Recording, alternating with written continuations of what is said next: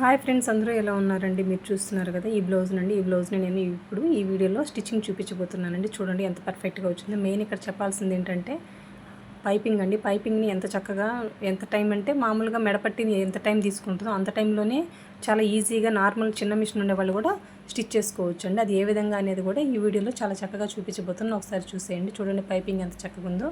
హ్యాండ్కి కానీ నెక్కి కానీ చూడండి ఒకసారి ఏ విధంగా స్టిచ్ చేయాలనేది ఇప్పుడు చూసేద్దామండి. ఫస్ట్ వచ్చేసి బ్యాక్ పార్ట్కి వచ్చేసి నడుము పట్టి కుట్టేసుకుందామండి. 1 ఇంచ్ లైనింగ్ వచ్చేసి స్ట్రైట్ పీస్ తీసేసుకున్నాను. ఈ విధంగా పై వైపుని పెట్టేసి ఒక పాదం గ్యాప్ తోటి ఈ విధంగా స్టిచ్ చేసుకుంటూ రావడమేనండి. కుట్టేసిన తర్వాత ఎక్సెస్ ఉన్న క్లాత్ని కట్ చేసేసి ఈ విధంగా పైనుంచి ఒక అనకు కుట్టేసేసుకుంటూ రావడమేనండి. ఆల్రెడీ రన్నర్తో మార్క్ చేసుకున్నాం కదా. బ్యాక్ సైడ్ డాట్స్కి వచ్చేసి మళ్ళీ నేను మార్కర్తో మార్క్ చేసేసుకొని ఈ విధంగా ఫోల్డ్ చేసేసి 1 ఇంచ్ డాట్ కాబట్టి ఫోల్డింగ్ మీద ఎంత 1/2 ఇంచ్ అనమాట. 1/2 ఇంచ్ ఆ విధంగా మార్క్ చేసుకొని ఎంత పొడవైతే రన్నర్తో మార్క్ చేసుకున్నామో అక్కడికి వచ్చేసి 2 కుట్లు వేయాలండి. డాట్స్ అంటే ఖచ్చితంగా 2 కుట్లు కుట్టి తీరాలండి. ఒక వైపున అయిపోయింది కదా, సేమ్ అదే విధంగా ఇంకో వైపున కూడా డాట్ని ఏ విధంగా స్టిచ్ చేస్తున్నానో చూడండి. దీని కటింగ్ వీడియో కూడా ఆల్రెడీ అప్లోడ్ చేస్తున్నానండి. కావాలన్న వాళ్ళు ఒకసారి చెక్ చేయండి. చాలా పర్ఫెక్ట్గా చెప్తున్నాను. ఫ్రంట్ పార్ట్ గురించి అయితే ఇంకా చాలా వివరంగా చెప్తున్నానండి. ఇక్కడ చూడండి, ఇక్కడ వచ్చేసి ఫ్రంట్స్ వచ్చేసి ఆల్రెడీ ఫ్రంట్ పార్ట్ వచ్చేసి డాట్స్ మార్క్ చేసుకున్నానుగా. మెయిన్ డాట్కి ఆ విధంగా ఫోల్డ్ చేసేసి 3 ఇంచెస్ పొడవు పెట్టుకున్నానండి. పొడవు పెట్టేసుకొని ఖచ్చితంగా చెప్పాను కదా 2 కుట్లు వేస్తానండి. వైపుని కుట్టేస్తాను కదా, ఇంకోటి కూడా కుట్టేస్తున్నాను అన్నమాట మెయిన్ డాట్ని. ఇంకొచ్చేసి బుక్స్ దగ్గర వచ్చేసి కింద వైపు నుంచి ఒక 2.5 ఇంచులకు మార్క్ చేసేసుకొని ఈ డాట్ పొడవు కూడా పాదం గ్యాప్ తోటి 2.5 ఇంచులు పొడవు పెట్టుకుంటున్నానండి. ఇక్కడ కూడాను ఖచ్చితంగా 2 కుట్లు వేయాలన్నమాట. చంక వైపు వేసే డాట్ కూడా చూడండి ఒక 3 ఇంచెస్ మార్క్ చేసుకొని అక్కడ నుంచి మెయిన్ డాట్ని చూడాలండి. మెయిన్ డాట్ని చూసే విధంగా ఫోల్డ్ చేసుకోవాలి. మెయిన్ డాట్ నుంచి 2 ఇంచెస్ అనమాట. చంక వైపు నుంచి ఎంత పొడవు అనేది మనకు అనవసరం. సేమ్ అదేవిధంగా ఇంకో వైపుని కూడా ఫ్రంట్కి వచ్చేసి డాట్లు స్టిచ్ చేస్తున్నాను. ఇది వచ్చేసి 6 వైపు డాట్ అనమాట. ఇంక ఇక్కడ నుంచి 3 ఇంచెస్ మార్క్ చేసేసుకొని చూడండి. ఇది వచ్చేసి మెయిన్ డాట్ నుంచి 2 ఇంచెస్ మార్క్ చేసుకుంటాం. చంక వైపు నుంచి ఎంత పొడుగు అనేది మార్క్ చేయమండి. అంతేనండి. ఇప్పుడు వచ్చేసి షేప్ పట్టిని జాయిన్ చేస్తున్నాను. చూడండి ఒక 1/2 ఇంచ్ గ్యాప్ తోటి ఈ విధంగా కుట్టుకుంటూ రావాలి. మెయిన్ డాట్ని వచ్చేసి సైడ్కి ఫోల్డ్ చేయాలన్నమాట. 1/2 ఇంచ్ గ్యాప్ తోటి కుట్టుకుంటూ వస్తున్నాను కదా. మీకు ఇష్టం లేదు పైనుంచి అలా కుట్టు అనుకున్న వాళ్ళు మళ్ళీ అదేవిధంగా ఇంకో కుట్టు వేసేసుకుంటే సరిపోతుంది. అంటే 2 కుట్లు వేయాలన్నమాట. ఒక కుట్టు అయితే వేయకూడదండి.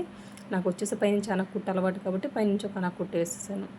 చూడండి ఒకవైపున అయిపోయింది కదా షేప్ పట్టిని జాయింట్ చేయడం. అదేవిధంగా ఇంకో వైపున కూడా ఫ్రంట్ పార్ట్కి షేప్ పట్టిని జాయింట్ చేసేసానండి. ఇప్పుడు వచ్చేసి హ్యాండ్స్కి వచ్చేసి పైపింగ్ ఏ విధంగా వేస్తానో చూడండి. ఇది వచ్చేసి 1.5 వెడల్పు క్లాత్ అండి. దాన్ని ఫోల్డ్ చేసేసి ఈ విధంగా పై వైపున ఒరిజినల్ వైపున పెట్టేసుకుని ఒక పాదం గ్యాప్ తోటి కుట్టుకుంటూ రావడమేనండి. పైపింగ్ వేయడంలో ఈజీ పద్ధతి ఏదైనా ఉందంటే అది దీని తర్వాతేనండి. చూడండి ఇది వచ్చేసి 12 నెంబర్ థ్రెడ్ అనమాట. ఈ విధంగా పెట్టేసి ఫోల్డ్ చేసేసుకొని కుట్టుకుంటూ రావడమేనండి.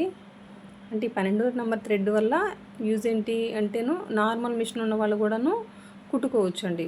ఇప్పుడు పెద్ద మిషన్ ఉన్న వాళ్ళు అయితే సింగిల్ పాదం ఉంటుంది కాబట్టి ఏ నెంబర్ థ్రెడ్ అయినా యూజ్ చేయొచ్చు. కానీ వీళ్ళు వచ్చేసి ఈ 12 నెంబర్ థ్రెడ్నే యూజ్ చేయండి. చిన్న మిషన్ ఉన్న వాళ్ళు చాలా పర్ఫెక్ట్గా వస్తుంది. నేను కూడా మిషన్లో ఏ విధమైన సెట్టింగ్ చేయలేదు, పాదం కూడా ఏం మార్చలేదు గమనించినట్లయితే.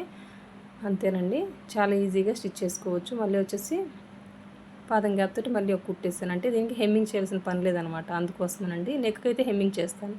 చూడండి ఒక హ్యాండ్ కుట్టేస్తాను కదా, సేమ్ అదే విధంగా ఇంకో హ్యాండ్ కూడా స్టిచ్ చేస్తున్నాను. దీని కటింగ్ వీడియో గురించి చెప్పాలనుకుంటుంది ఏంటంటే మెయిన్ ఫ్రంట్ గురించి అండి. ఫ్రంట్ వచ్చేసి ఎంత పర్ఫెక్ట్గా ఎవరికైనా సెట్ అవ్వట్లేదు అని ఇబ్బంది పడే వాళ్ళు ఎవరైనా ఉంటే ఒకసారి వెళ్ళి చెక్ చేయండి. కటింగ్ వీడియో చాలా పర్ఫెక్ట్గా చెప్తున్నానండి.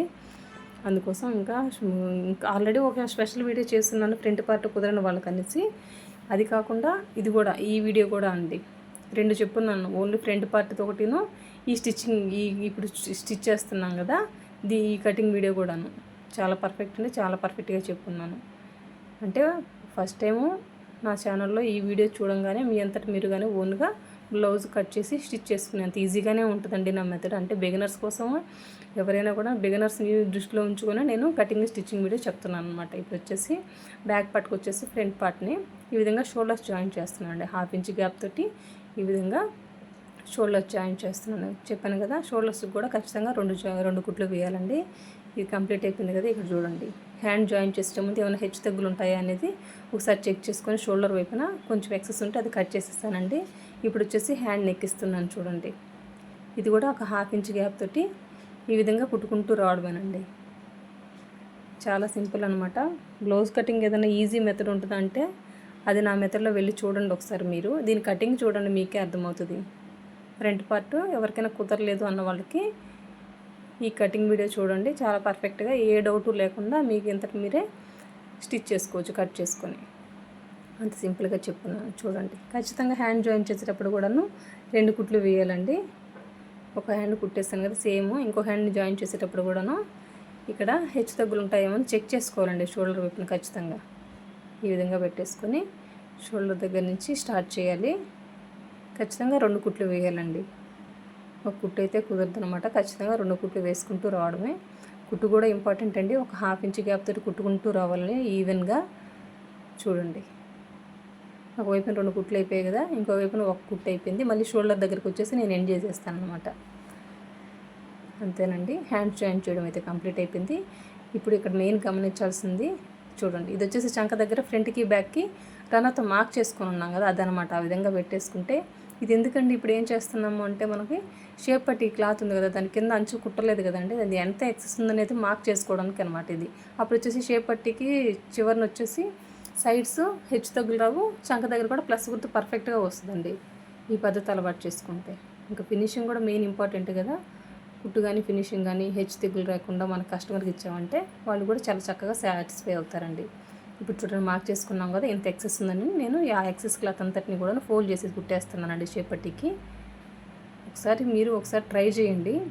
సైడ్స్ ఎవరికైనా హెచ్చు తగ్గులు వస్తున్నాయి, చంక దగ్గర ప్లస్ గుర్తు రాలేదు అనుకున్న వాళ్ళు ఈ పద్ధతిలో ఒకసారి ట్రై చేయండి.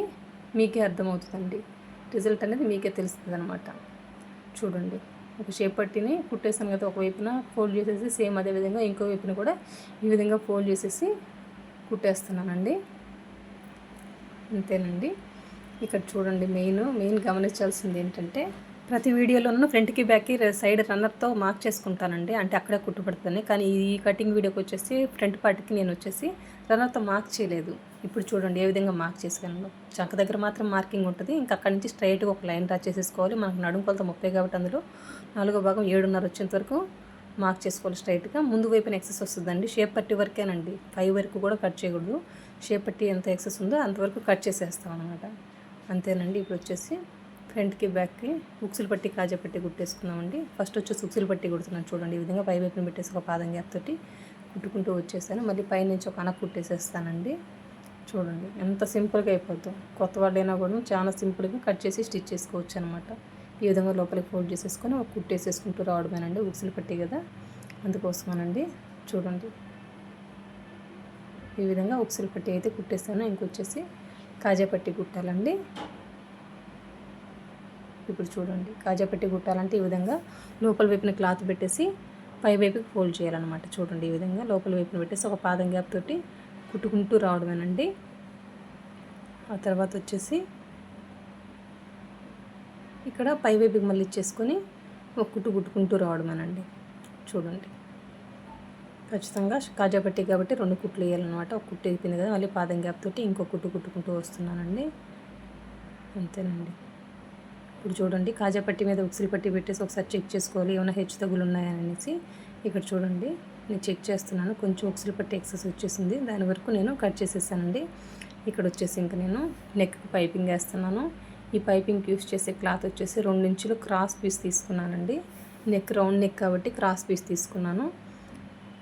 మీరు చూసారు కదా, స్టార్టింగ్లో కూడాను ఫోల్డింగ్ చేసి హెమ్మింగ్ చేసినప్పుడు ఎంత వెడల్పు ఉందనేది ఒక 2 ఇంచెస్ తీసేసుకుంటే చాలా పర్ఫెక్ట్గా వస్తుందండి. చూడండి, మీకు ఇంకా అంత అవసరం లేదు, ఫోల్డింగ్ చేసి అంత వెడల్పు హెమ్మింగ్ అవసరం లేదు అనుకున్నప్పుడు కొంచెం తగ్గించుకోవచ్చు. కానీ 2 ఇంచెస్ తీసుకోండి. కొత్త వాళ్ళకి వచ్చేసి వాళ్ళు కుట్టే విధానంలో కొన్ని చోట్ల ముడత వచ్చే ఛాన్స్ ఉంటుంది, అందుకోసం అనమాట. 2 ఇంచెస్ తీసుకున్నారనుకోండి మీకు ఏ ప్రాబ్లము రాదండి. ఈ విధంగా పాదం గ్యాప్ తోటి పై వైపుని పెట్టేసి ఫోల్డ్ చేసేదానండి. చూస్తున్నారు కదా, ఫోల్డ్ చేశాను క్లాత్ని. చివరికి వచ్చేసరికి ఎండ్ చేసేసాను. ఎక్సెస్ క్లాత్ కట్ చేసేసి మొత్తం రౌండ్ నెక్ కదా, మొత్తం ఘాట్లు పెట్టుకుంటూ రావాలండి చివరి వరకు కూడాను. ఘాట్లు పెట్టేసిన తర్వాత ఇప్పుడు వచ్చేసి మనము థ్రెడ్ పైపింగ్ వేస్తాం అనమాట. థ్రెడ్ని ఉపయోగించి 12వ నెంబర్ థ్రెడ్ అనండి, నెక్కి కానివ్వండి హ్యాండ్కి కూడాను 12వ నెంబర్ థ్రెడ్నే యూజ్ చేశాను. చూడండి, ఈ విధంగా పెట్టేసి నేను ఏ విధంగా ఫోల్డ్ చేస్తున్నాను అనేది కూడా గమనించండి. ఈ విధంగా ఫోల్డ్ చేసేసుకొని స్టార్టింగ్ ఒక రబ్ ఇచ్చేసి ఇంక నిదానంగా కుట్టుకుంటూ రావడమేనండి. మనం క్లాత్ని లూజ్గా పట్టుకోకూడదు, పైపింగ్ వేసే క్లాత్ని లూజ్గా పట్టుకోకూడదు, థ్రెడ్ని కూడా లూజ్గా పట్టుకోకూడదు అండి. లేదంటే థ్రెడ్కి వేసే క్లాత్ని లూజ్గా పట్టుకుంటే ముడత వచ్చేస్తుంది, పైపింగ్ ఫినిషింగ్ మంచిగా రాదండి. అవి మెయిన్ అనమాట. చూడండి క్లాత్ని ఏ విధంగా పట్టుకుంటున్నాను అనేది కూడా గమనించండి. మనం లూజ్ లేకుండా పట్టుకోవాలి థ్రెడ్ని కానీ, పైపింగ్ వేసే క్లాత్ని కానీ. మనం కుట్టే జాకెట్ పీస్ ఉంది కదా, అది కూడాను లూజులు లేకుండా కరెక్ట్గా స్టిఫ్గా పట్టుకొని ఉండాలండి.